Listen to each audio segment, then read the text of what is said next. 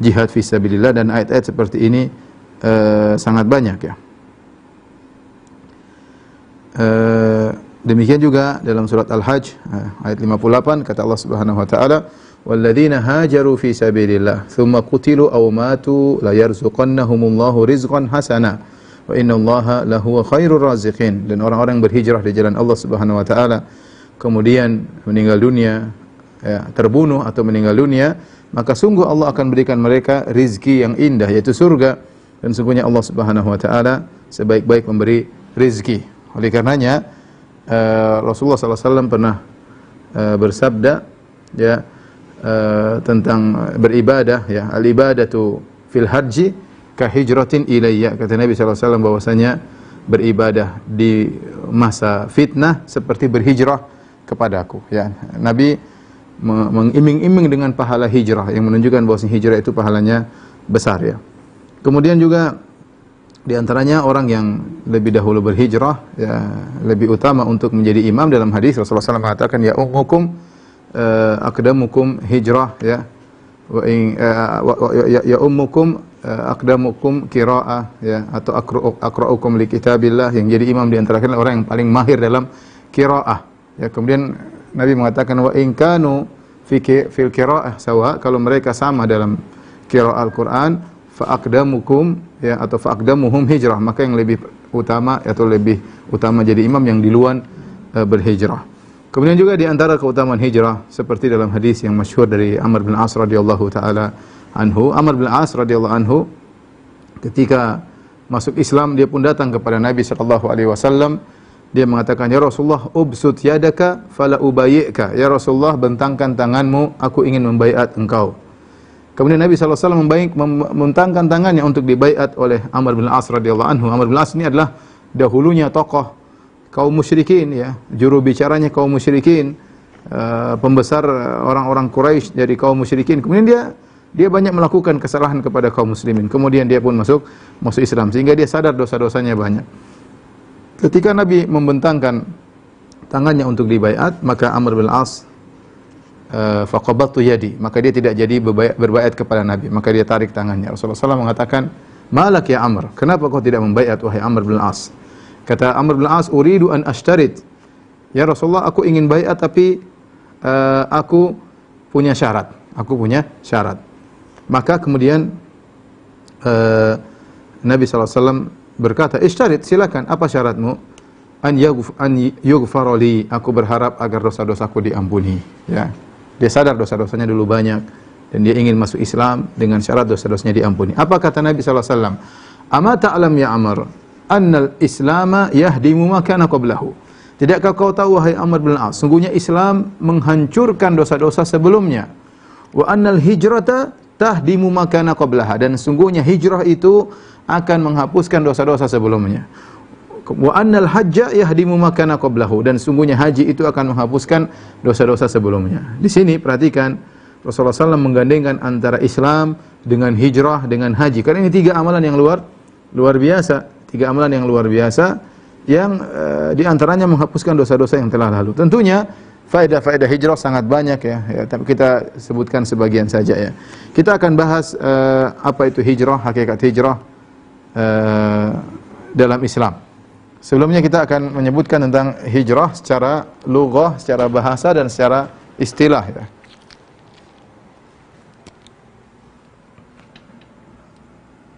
Al-hijrah, ya, kalau bahasa kita hijrah, ya.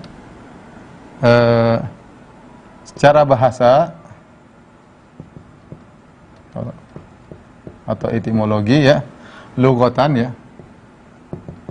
artinya meninggalkan. At-tark, artinya at-tark, meninggalkan, ya. Seperti wahjurhum hajran jamila, seperti firman Allah Subhanahu wa taala, wahjurhum, tinggalkan mereka, hajran jamila, dengan meninggalkan yang baik, ya. Ya, seperti tahajur, yaitu tinggalkan, ya. Tahajur artinya saling memboikot, ya, saling boikot. Jadi hijrah artinya secara bahasa adalah at-tark, yaitu meninggalkan. Adapun secara istilahan, secara istilah, ya, secara istilah adalah meninggalkan, ya, suatu tempat ke tempat yang lain.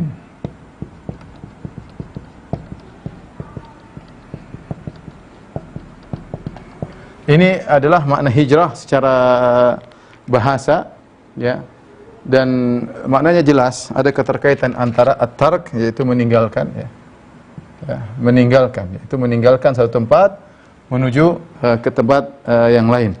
Dan hijrah terbagi menjadi dua, ya, macam-macam hijrah. Ada dua.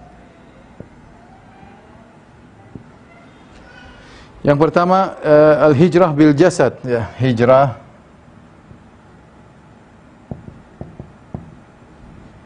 ya, yaitu hijrah dengan tubuh, dengan anggota badan. Yang ini disebut dengan juga al-hijrah al-hissiyah, ya. Ini istilah saja, al-hissiyah, ya.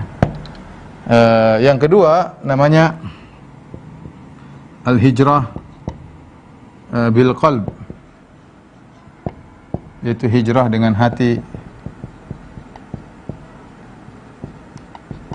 Ini yang dikenal dengan al-hijrah al-ma'nawiyah.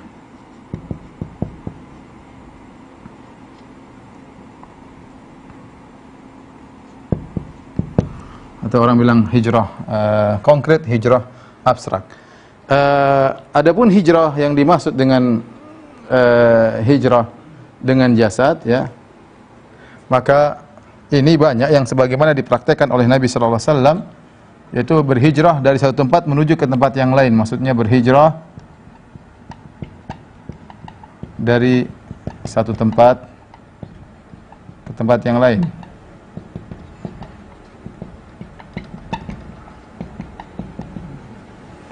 Dan ini ada macam-macamnya. Hijrah ini ada macam-macamnya. Ini pun terbagi bermacam-macam. Di antaranya, ya, pertama adalah hijrah, ya, hijrah dari negeri kufur atau areal perang ke negeri Islam. Ke negeri Islam. Contohnya apa? Contohnya para sahabat berhijrah. Contoh hijrahnya sahabat dari Mekah ke Madinah. Ya, ini namanya hijrah dari negeri kufur menuju ke negeri Islam, ya. Kemudian misalnya hijrah dari, ya, dari negeri yang menindas kepada negeri yang aman, ya. Ya, meskipun dua-duanya sama-sama negeri kufur, meskipun keduanya sama-sama negeri kufur. Ini contohnya apa? Contohnya hijrahnya sahabat dari Mekah ke Habasyah. Contoh hijrahnya sahabat dari Mekah ke Habasyah. Kita tahu sebelum terjadi hijrah dari Mekah ke Madinah, Madinah negeri Islam, Mekah negeri perang, negeri kufur. Sebelumnya telah terjadi hijrah dua kali, yaitu hijrah dari Habasyah. Hijrah ke negeri Habasyah yang pertama, hijrah ke negeri Habasyah yang kedua. Kita tahu bahwasanya negeri Habasyah, ya, adalah negeri kufur juga, negeri Nasara. Di situ ada Raja Najasyi. Tetapi dan dia waktu itu Nasara, kemudian dia masuk Islam ya. Tetapi kenapa sahabat disuruh oleh Nabi untuk berhijrah ke negeri Habasyah? Karena di situ negeri yang aman, sehingga para sahabat bisa bebas beribadah dan Raja Najasyi membiarkan mereka untuk beribadah. Maka ini adalah menempuh yang menempuh kemudaratan yang lebih ringan dengan meninggalkan kemudaratan yang lebih besar. Kalau mereka di Mekah, mereka bisa beribadah. Kalau mereka ke negeri Habasyah, meskipun jauh dari kampung, kemudian bahasa yang berbeda, mereka tidak berbicara dengan bahasa Arab, kemudian lokasi lebih miskin ketika itu ya. Habasyah lebih miskin. Mekah adalah Ummul Qura, pusat kota waktu itu, pusat perdagangan. Maka mereka berpindah dari Mekah menuju ke negeri yang lebih miskin dalam rangka agar bisa beribadah lebih nyaman di negeri Habasyah. Kemudian yang berikutnya, yang kedua, yang ketiga adalah hijrah dari lokasi penuh bid'ah ke lokasi yang mengagungkan sunnah.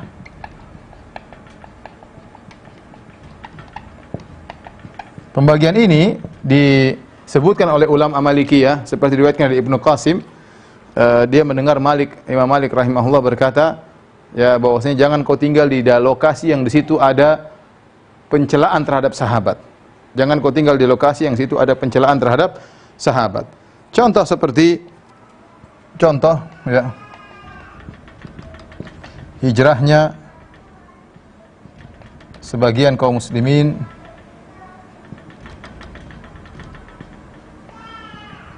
ya misalnya dari negeri Syiah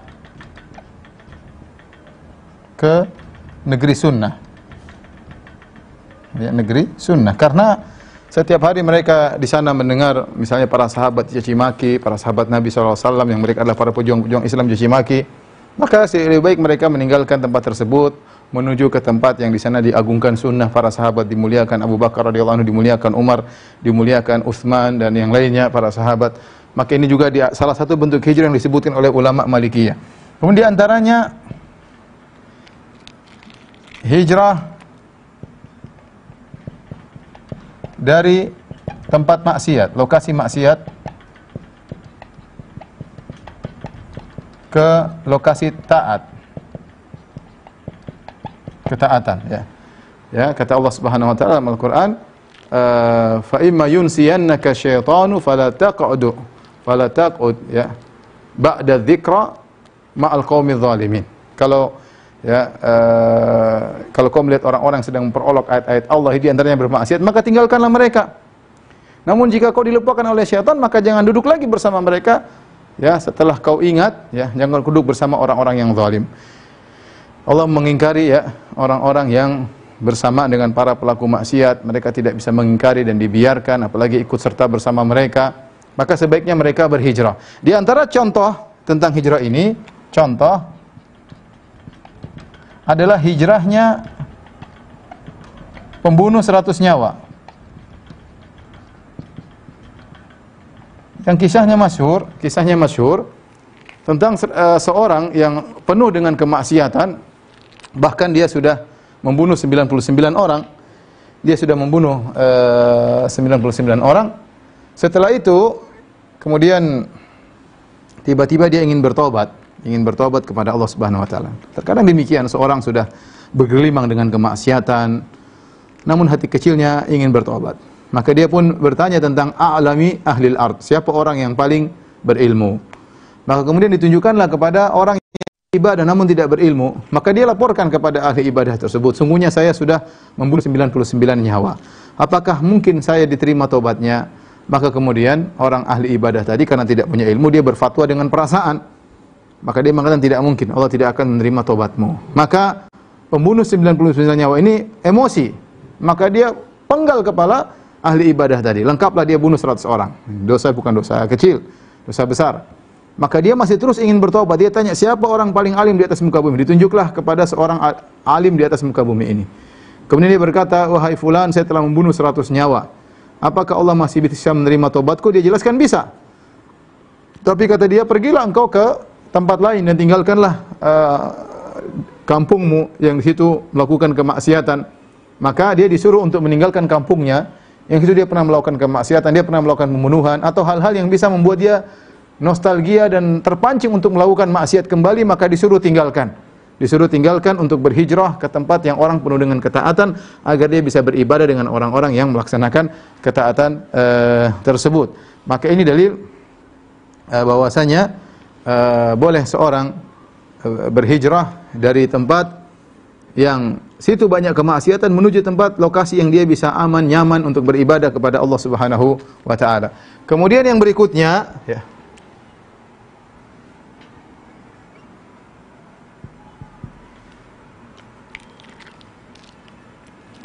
Hijrah, ya, karena menyelamatkan diri, menyelamatkan jiwa. Ini juga boleh. Kita di situ terancam dengan pembunuhan, bisa jadi dibunuh. Ini terjadi, ya. Ini terjadi, bahkan terjadi di daerah kaum muslimin. Saya punya kawan, saya cerita, saya punya kawan Arab, dia tinggal di Mesir, orang Mesir. Kemudian terjadi entah apa yang terjadi, intinya salah seorang dari keluarga si A misalnya, keluarga orang lain terbunuh.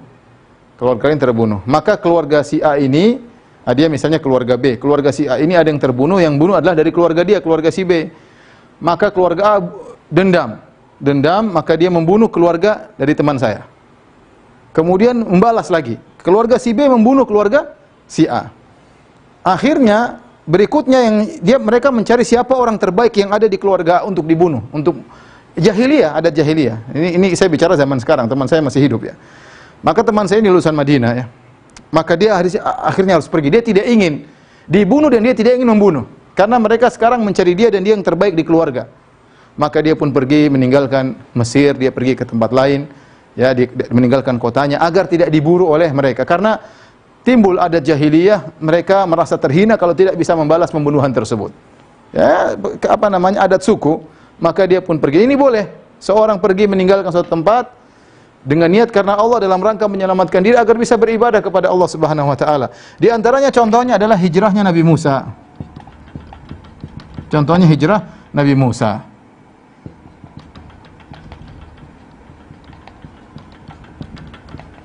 Nabi Musa alaihissalam. Kata Allah Subhanahu wa taala, "Fa kharaja minha khaifan yataraqqab."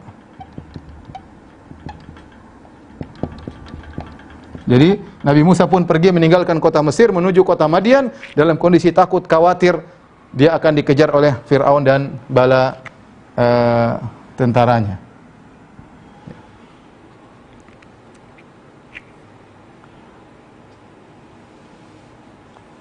Taib, ini adalah jenis-jenis hijrah dengan anggota badan. Saya ulangi, hijrah dari negeri kufur ke negeri Islam, hijrah dari negeri kufur ke negeri kufur yang lain, tetapi negeri yang satunya menindas sementara negeri kafir yang lainnya aman, maka dia boleh berhijrah ke situ.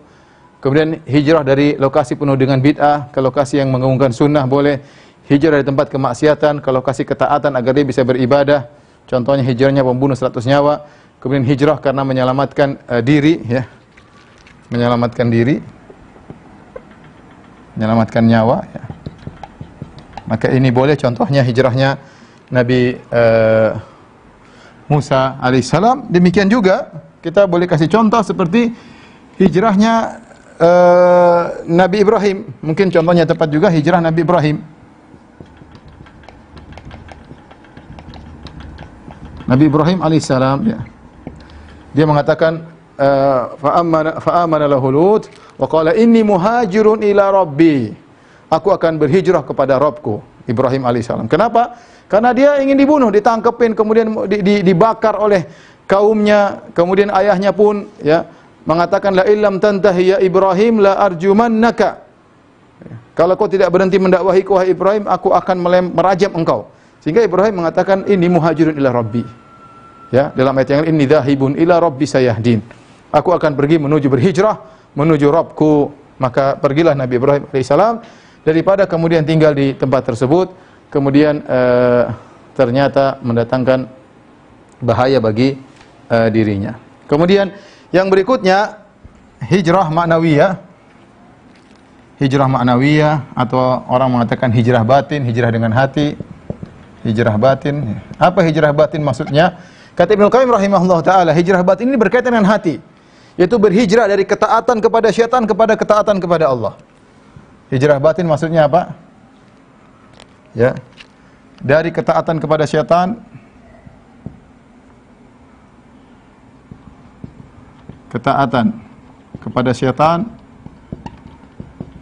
menuju ketaatan kepada Allah. Kemudian apa? Dari mengikuti hawa nafsu, dari tertawan hawa nafsu, menuju kepada Allah. Dari berharap dan tawakal, dari takut, berharap, tawakal kepada selain Allah, kepada Allah. Ini yang disebut dengan hijrah batin atau hijrah dengan hati atau hijrah maknawi. Adapun dalil akan hal ini, Nabi sallallahu alaihi wasallam pernah bersabda dalam hadis, kata Nabi sallallahu alaihi wasallam, qala Rasulullah sallallahu alaihi wasallam, Nabi sallallahu alaihi wasallam, al-muslim man salima al-muslimuna min lisanihi wa yadihi.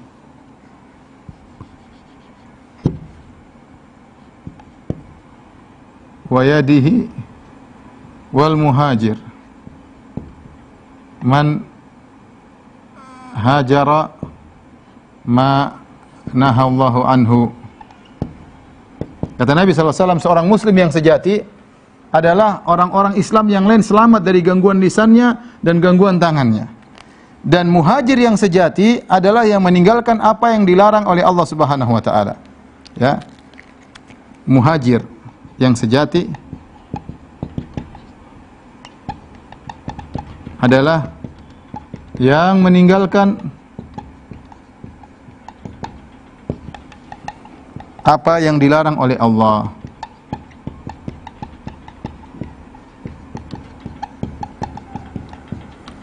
Nah, ini hadis Nabi sallallahu alaihi wasallam, dan kebanyakan istilah hijrah zaman sekarang kita adalah pasnya dengan hal ini, yaitu karena orang yang berhijrah mungkin X dulu pemain gitar, pemain musik dan yang lainnya, maka dikatakan dia sudah berhijrah. Ya, dulu mungkin suka dugem ya, dunia gelap ya, atau dunia apa itu? Dugem itu apa dunia? Gemerlap. Oh, bukan dunia gembala ya, dunia gemerlap ya. Dugem apa lagi ya. Macam-macam lah ya. Suka ini, ada yang ribawiyin ya, tukang riba ya. Mereka kemudian berhijrah. Inilah istilah apa? Hijrah ya. Dia sudah meninggalkan perkara-perkara yang dilarang oleh Allah Subhanahu wa taala menuju perkara-perkara yang diperintahkan oleh Allah Subhanahu wa taala. Maka di antara bentuk-bentuknya tadi kita sebutkan, dari ketaatan kepada syaitan menuju ketaatan kepada Allah. Dari cinta kepada nafsu menuju kepada cinta kepada Allah Subhanahu wa taala. Dari tertawan oleh hawa nafsu menuju kepada kecintaan kepada Allah. Dia harus lawan itu semua ya. Kemudian dari takut dan atau berharap atau tawakal kepada selain Allah menuju kepada takut dan berharap dan tawakal kepada Allah Subhanahu wa taala. Inilah yang disebut dengan hijrah batin ya, hijrah batin ya.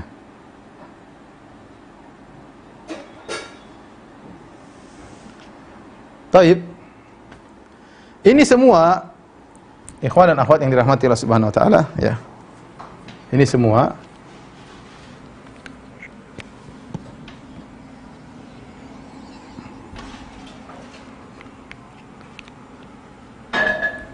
catatan ya, atau kita kasih kaidah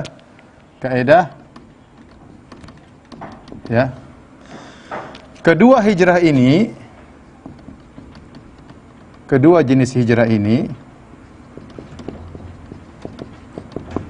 merupakan ibadah yang agung. Ini nomor satu ya, merupakan ibadah yang agung. Ya, merupakan ibadah yang agung. Jadi jangan disangka bahwasanya hijrah dengan jasad saja yang agung. Ini semua ibadah agung ini. Dengan model-model hijrah ini. Ya, terkadang kita berhijrah dengan model pertama, terkadang kita berhijrah dengan model kedua, terkadang kita menggabungkan antara pertama dan kedua. Hijrah dengan badan dan hijrah juga sekalian dengan hati. Hijrah ini adalah ibadah, hijrah ini juga adalah ibadah. Hijrah dengan hati, hijrah maknawi, hijrah dengan batin ini juga adalah ibadah yang mulia. Makanya Rasulullah SAW mengatakan wal muhajir man hajara manahallahu anhu. Dan orang yang hijrah yang sungguhnya adalah yang meninggalkan apa yang Allah larang. Ini hijrah sesungguhnya kata Nabi sallallahu alaihi wasallam, ya. Ya percuma kalau kemudian dia pindah badan dari negeri kufur ke negeri Islam, ternyata dia tetap melanggar perintah Allah. Percuma dia berpindah dari lokasi maksiat ke lokasi taat, tapi dia juga bermaksiat kepada Allah Subhanahu wa taala. Seperti sebagian orang mungkin pindah dari suatu kota kemudian pergi kota Madinah, ternyata di Madinah jadi kepala geng misalnya, ya. Nipu orang, jualan kambing, ternyata nggak ada kambingnya. Sama, dia pergi dari tempat maksiat, pergi ke tempat ketaatan, ternyata sampai sana jadi kepala geng dalam kemaksiatan. Ya percuma. Ya, maka kita katakan hijrah yang sungguhnya adalah yang meninggalkan apa yang Allah larang. Semuanya adalah ibadah yang agung. Jadi kedua jenis hijrah ini merupakan ibadah yang agung. Karenanya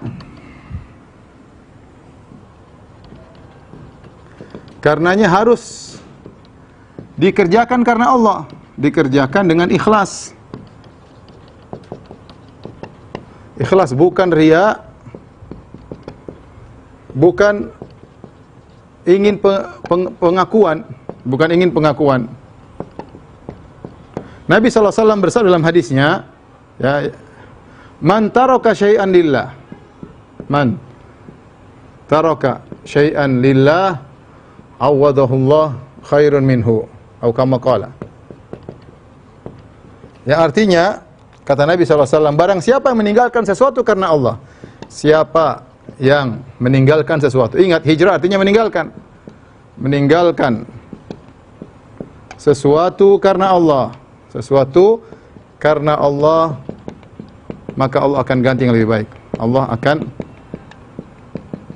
akan ganti dengan yang lebih baik.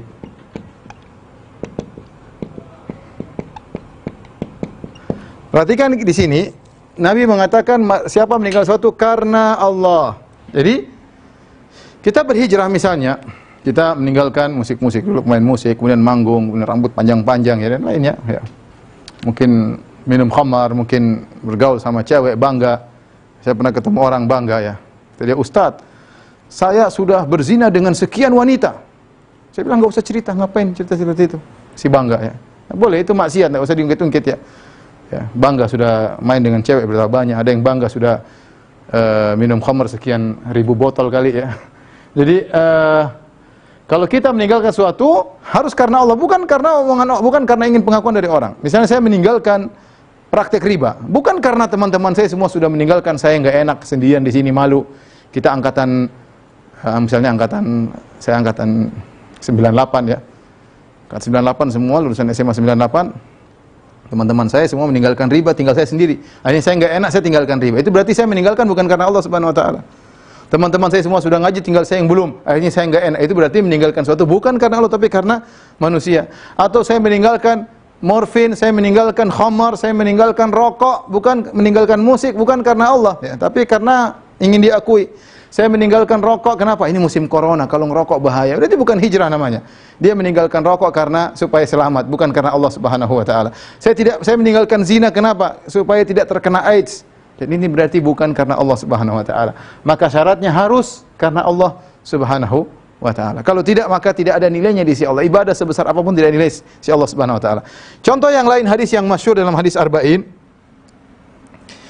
di mana Nabi SAW dalam hadis yang panjang, kata Nabi SAW, hadis pertama dari Arba'in Nawawiyah, kata Nabi, innamal a'malu binniyat, sungguhnya amalan tergantung dari niatnya, wa innamal likulli imri'in ma nawa, sungguhnya seorang mendapatkan apa yang dia niatkan. Faman kanat hijratuhu ila Allah wa rasulih, Faman kanat hijratu ila Allah wa rasulih. Ya. Faman kanat hijratuhu ila Allah wa rasulih. Fa hijratu ila Allah wa rasulih. Wa man kanat hijratuhu lid dunya yusibuha aw imra'atin yatazawwajuha aw imra'atin yatazawwajuha fa hijratuhu ila ma hajara ilaih Perhatikan hadis ini. Kata Nabi, barang siapa yang hijrahnya kepada Allah dan Rasulnya, maka hijrahnya kepada Allah Rasulnya dapat pahala. Kaum muhajirin berhijrah meninggalkan negeri mereka, meninggalkan harta mereka. Namun barang siapa yang hijrahnya karena dunia, ingat hijrah karena dunia atau karena wanita untuk dia nikahi, maka dia dapatkan apa yang dia niatkan. Misalnya seorang, kita hijrah yuk. Kenapa? Itu akhwat-akhwat yang sudah hijrah cantik-cantik udah kita. Kalau kita modelnya kayak gini nggak ada yang mau nikah sama kita, udah kita hijrah. Hijrah untuk apa? Untuk nikah perempuan ya. Ini hijrahnya tidak benar, bukan karena Allah Subhanahu wa taala. Maka dia tidak akan mendapatkan pahala. Karena semua amal soleh, ingat para pemirsa yang dirahmati Allah Subhanahu wa taala, sebesar apapun, kalau bukan karena Allah tidak ada pahalanya. Mau haji, mau umrah, mau sedekah, mau hijrah, ya, kalau tidak karena Allah maka tidak ada pahalanya. Harus karena Allah. Maka saya ingatkan, barang siapa berhijrah, maka dia harus berhijrah karena Allah Subhanahu wa taala. Kemudian kaidah yang ini saya ingin bacakan dari kitab Fathul Bari, ya. Kaidah dalam Fathul Bari, ya. Kenapa kita disyariatkan hijrah dengan fisik? Di antaranya agar bisa beribadah kepada Allah Subhanahu wa taala. Jika ternyata kita sulit untuk beribadah kepada Allah, maka kita harus berhijrah. Namun ternyata jika kita bisa beribadah meskipun di negeri kafir kepada Allah tanpa ada intimidasi, kita bisa menjalankan syariat Allah, maka tidak mengapa, ya. Maka tidak mengapa. Namun ini harus dipahami, ya. Kalau kita bisa nyaman dalam beribadah meskipun bukan di negeri Islam. Jadi ada kaidah, ya, disebutkan ulama Syafi'iyah bahwasanya al-hukmu yaduru ma'illatihi. Al-hukmu yaduru ma'illatihi wujudan wa adaman. Yang artinya hukum itu berputar bersama sebabnya. Hukum itu berputar bersama sebabnya.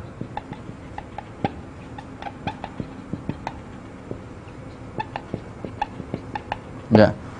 Jadi kalau ternyata seorang di negeri kafir bisa beribadah kepada Allah Subhanahu wa taala, maka tidak mengapa dia beribadah, dia tidak mengapa tinggal di situ dengan syarat dia bisa menjaga diri. Saya bacakan perkataan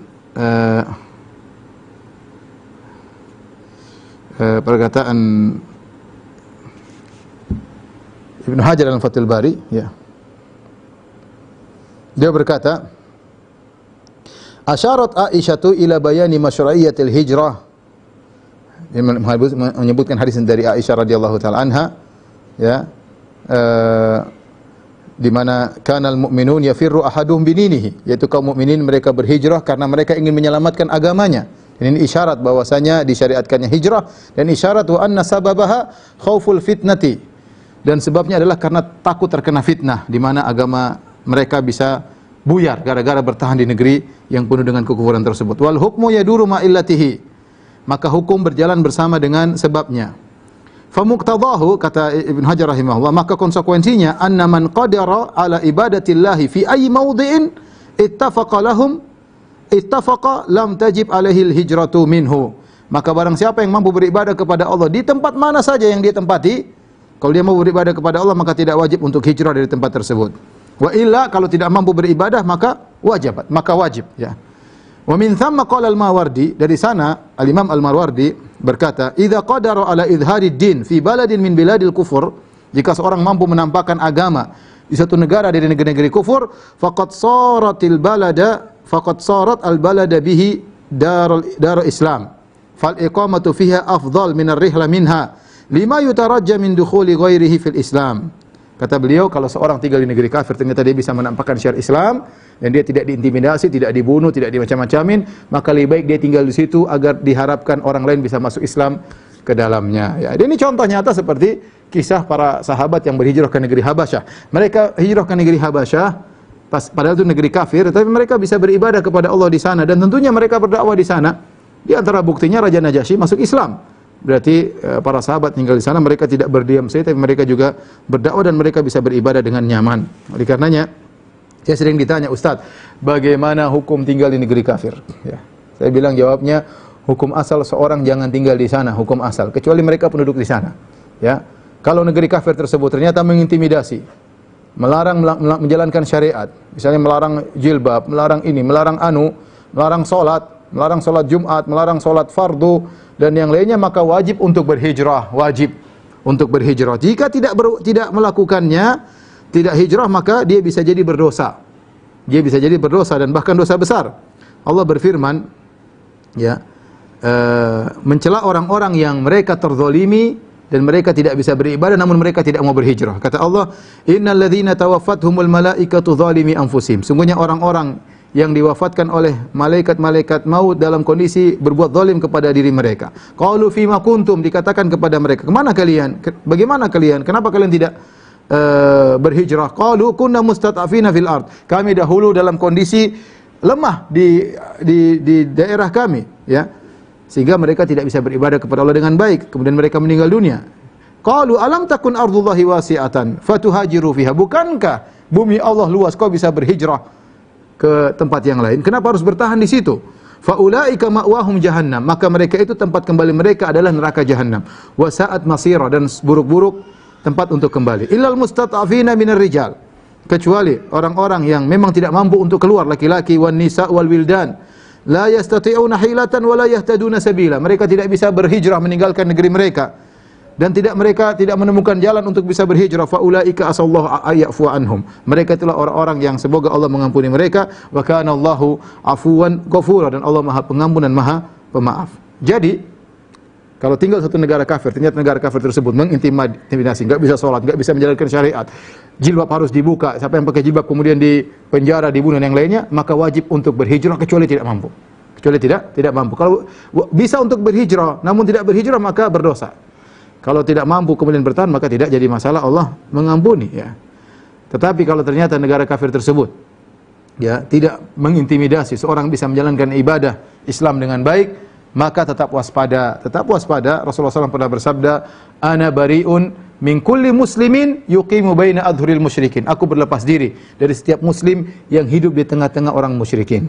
Kenapa Rasulullah berlepas diri dari orang-orang seperti ini?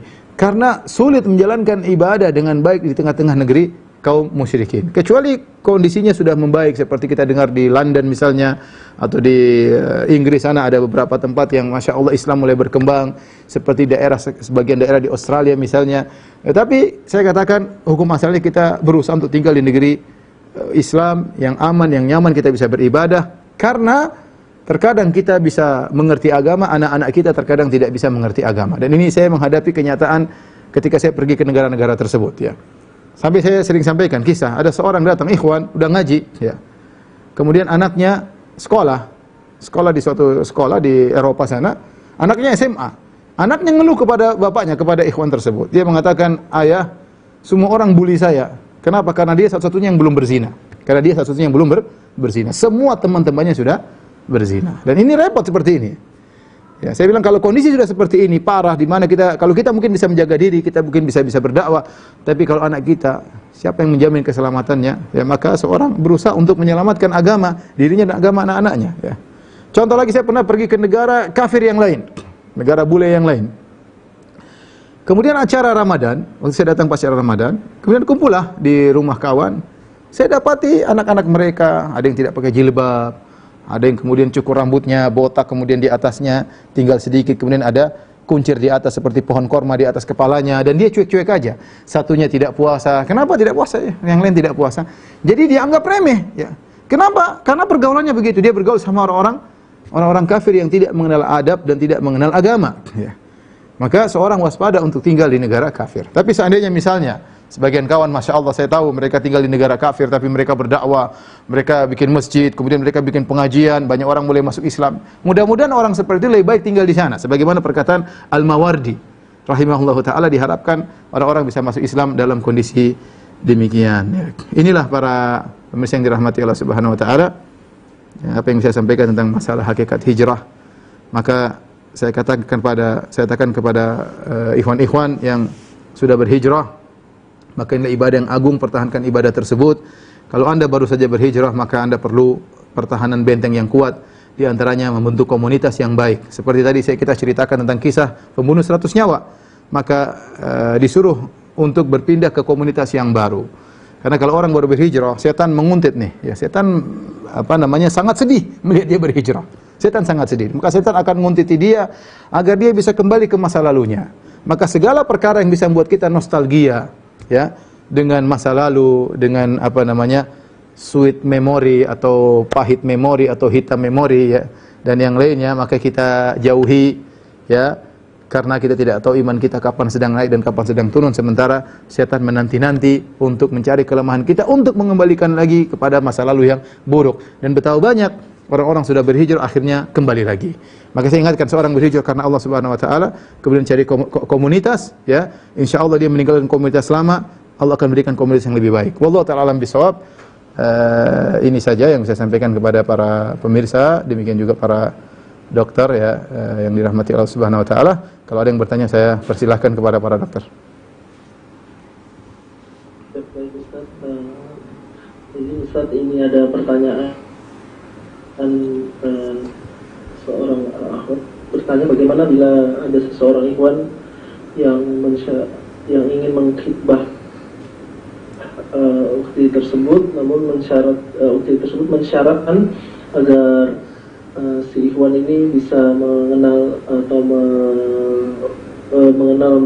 atau hijrah dalam tanda kutip ke manhaj yang hak, yaitu manhaj salaf. Apakah hijrah dari ikhwan tersebut tercela, Ustaz? Mohon nasihatnya. Kita berkata bahwasanya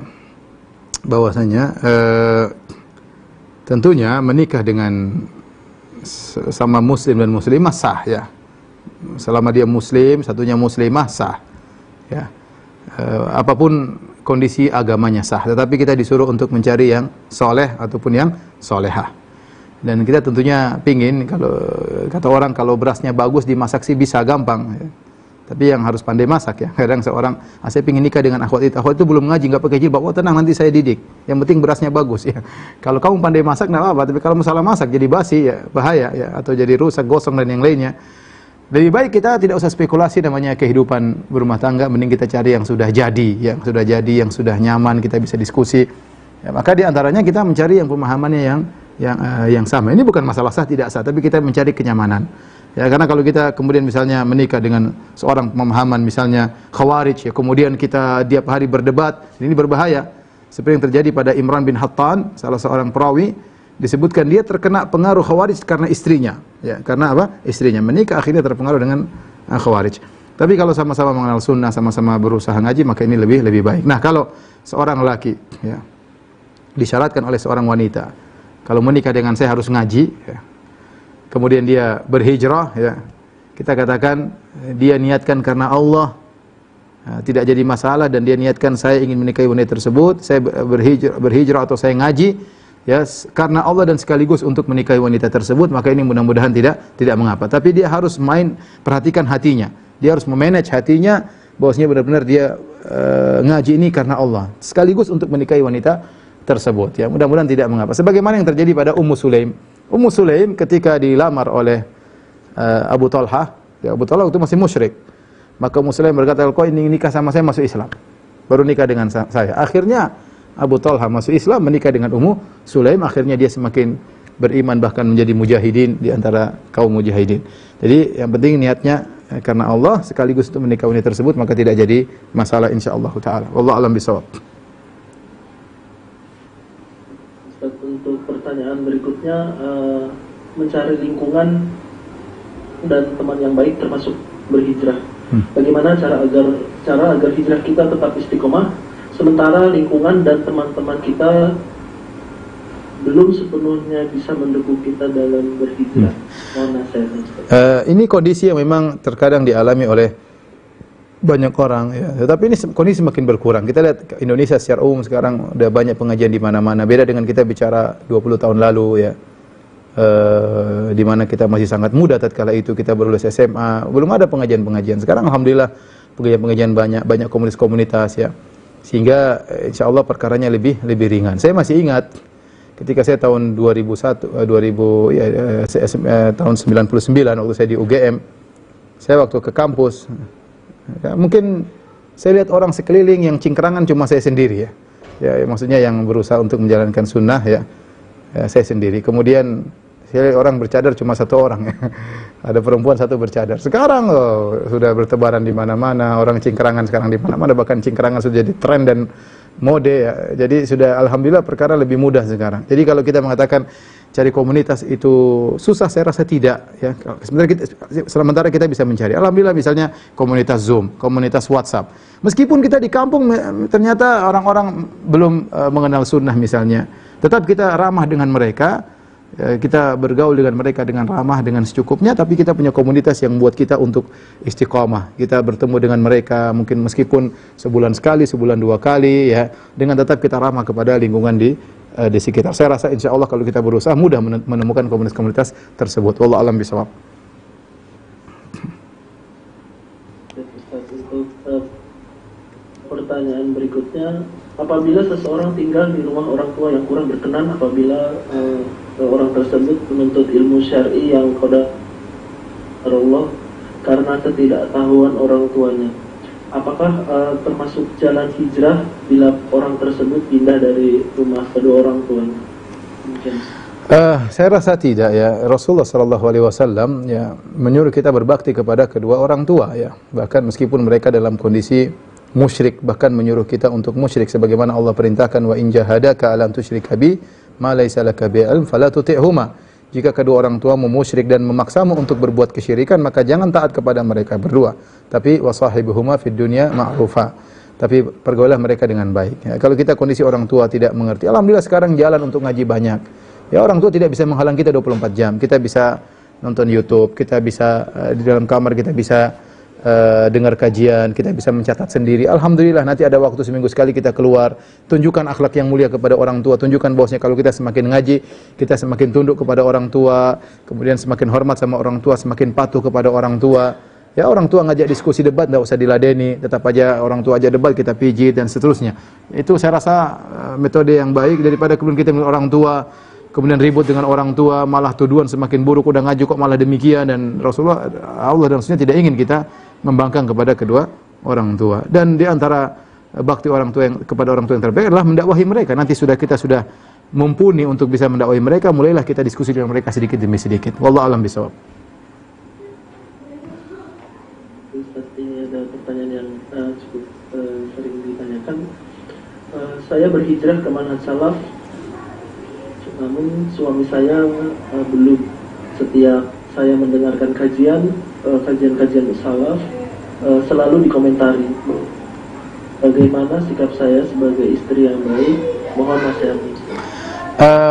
Alhamdulillah ya, suami sudah mungkin semangat juga beribadah, juga semangat juga ikut pengajian. Hanya saja mungkin belum mengenal hakikat kajian Ahlus Sunnah. Kita tahu bahwasanya fitnah yang digencarkan tentang akidah Ahlus Sunnah di luar sana besar ya. Tuduhan-tuduhan palsu seperti kita dituduh suka mengkafirkan, suka menyatakan orang dalam neraka jahanam, tidak tahu mazhab, dan tuduhan banyak sekali ya. Tuduhan banyak sekali ya. Kemudian mengkafir-kafirkan orang, dan ini semua tuduhan-tuduhan kadang termakan oleh kerabat kita, termakan oleh suami kita. Saya rasa ibu yang bertanya sabar ya, sabar, tetap ngaji, tunjukkan kalau sudah ngaji malah rahmah sama suami, kemudian sayang sama suami. Ini yang paling kuat sekarang untuk menunjukkan bukti kita di atas manhaj yang benar adalah akhlak yang baik, ya, akhlak yang baik. Ya. Pelan kalau diskusi sama suami boleh diskusi, dia angkat suara sudah nggak usah dilanjutkan, nggak usah dilanjutkan.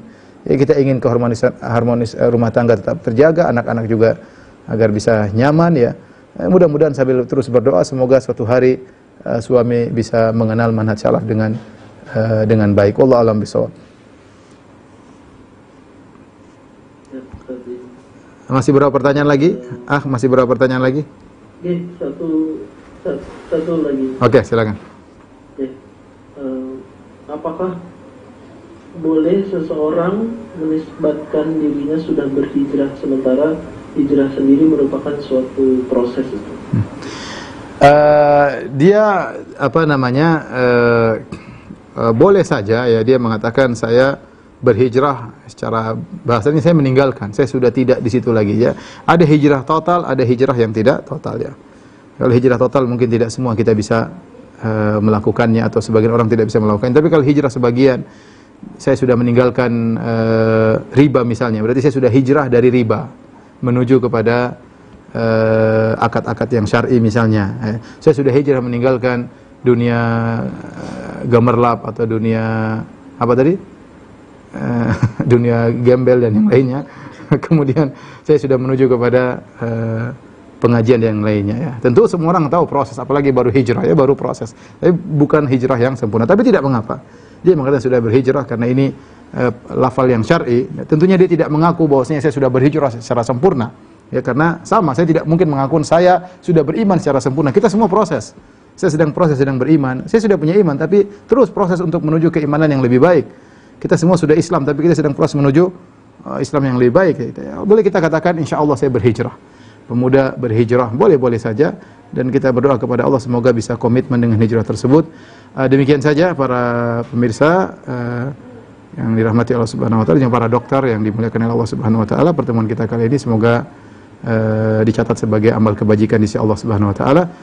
Dan semoga Allah mengampuni dosa-dosa kita, dan kepada kawan-kawan yang baru berhijrah, semoga Allah menegarkan mereka di atas keimanan dan ketakwaan, dan semakin ditambah keimanan ketakwaan mereka kepada Allah Subhanahu wa taala. Demikian kurang lebihnya saya mohon maaf. Subhanakallah bihamdik asyhadu an la ilaha illa anta astaghfiruka wa atubu ilaik. Assalamualaikum warahmatullahi wabarakatuh. Waalaikumsalam warahmatullahi wabarakatuh. Terima kasih untuk Ustaz Brandon Dirja yang dan tim.